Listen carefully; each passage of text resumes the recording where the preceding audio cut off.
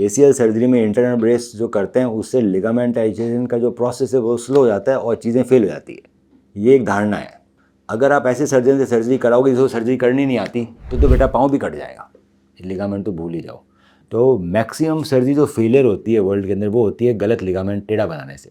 जहाँ बनाना है वहाँ नहीं बनाया, एंटीरियर बना दिया, कुछ कर दिया, एक्सपीरियंस नहीं है सर्जन को, सो दे कैन गो रॉन्ग। अब जब इंटरनल ब्रेस की बात करते हैं तो इसको फिक्स किस एंगल में किया गया है वो इंपॉर्टेंट। अगर आप इसको फ्लेक्शन में फिक्स कर दोगे सो डेफिनेटली बहुत प्रॉब्लम करेगा। सो इसको फिक्स करते हैं कंप्लीट हाइपर एक्सटेंशन में। जितना तेरा दूसरा पैर हाइपर एक्सटेंड हो रहा है ना बेटा, सीधा हो रहा है, उसी पे फिक्स किया जाता है। तो जब फ्लेक्स करते हैं ना तो लिगामेंट वो ढीला होता है, फाइबर टेप ढीला होता है। हाँ, फ्लेक्स करते हैं तो फाइबर टेप ढीला दिखाई देता है। एक्सटेंशन में ही टाइट करते हैं उसको। इससे क्या होता है, फाइबर टेप हल्का सा ढीला रहता है लिगामेंट से, सो लिगामेंटाइजेशन में दिक्कत नहीं देता है। इसके बाद एक कॉन्सेप्ट है कि दिक्कत देगा या नहीं देगा, ये कॉन्सेप्ट को प्रूव कौन करेगा गलत है या रॉन्ग है, कौन करेगा? Research paper. कि एक डॉक्टर ने 100 पेशेंट इंटरनल ब्रेस के किए, 100 पेशेंट विदाउट इंटरनल ब्रेस किए, 2 साल तक फॉलोअप किया कि आखिर बेटर रिजल्ट किस में है।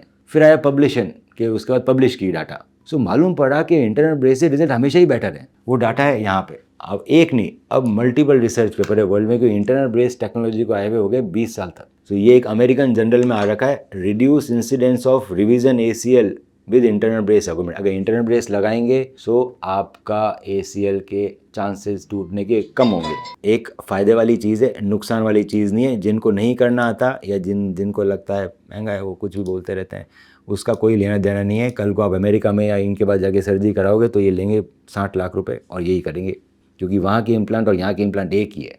वहाँ भी आर्थरेक्स आ रहा है, यहाँ भी आर्थरेक्स आ रहा है। जो इम्प्लांट वहाँ है वहीं से बन के यहाँ आ रहा है, अलग नहीं है। ये इंटरनल ब्रेस रिसर्च पेपर ये पढ़ लो, जितने भी ये दुनिया में सारे ये।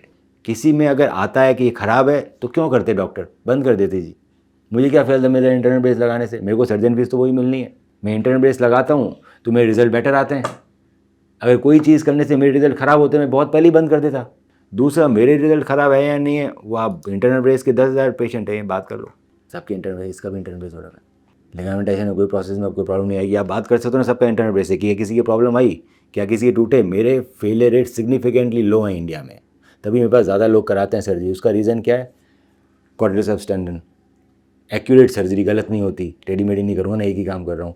इंटरनल ब्रेस, LET और रिहेबिलिटेशन।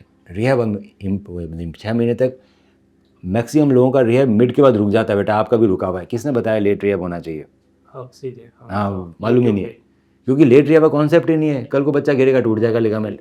सो ये सारी चीज़ें मिलाते हैं तब जाके रिजल्ट सक्सेसफुल आती है। अब हर चीज़ का अलग अलग फ़ायदा है। इंटरनल ब्रेस पिछले 20 साल से लग रहा है, 15 साल से लग रहा है। प्रॉब्लम आती है तो डाटा में दिखता ना, डाटा तो कहता है बेटर है, तुम कुछ ही मन से बोले जा रहे हो। डाटा दिखाओ ना, कहाँ लिखा हुआ है।